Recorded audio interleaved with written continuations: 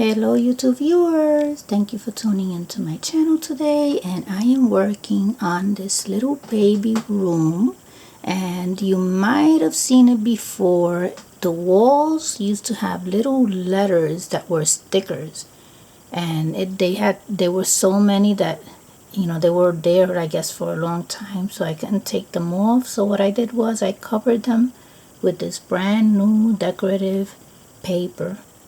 And look how pretty that looks.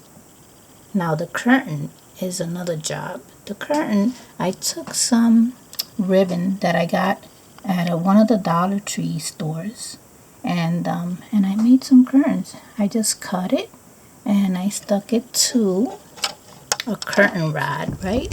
This is the curtain rod that I'm using, and this is 2 forks joined together of these to make my rods.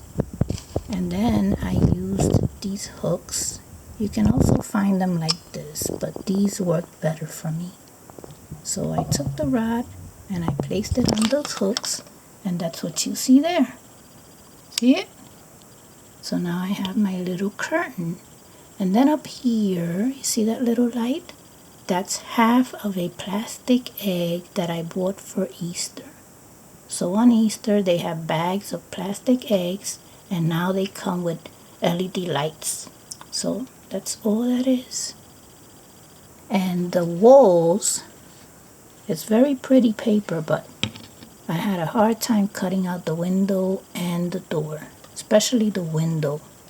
I had to go on the other side of the house, the exterior of the house, and shine the light just like that, to be able to mark my paper and mark the window. That's how I did that. So it's coming along. This is double-sided tape that I use. It helps a lot. And I think this is it. I'll be coming back with little miniatures in here, babies and cribs and all that. So stay tuned. And thank you for watching.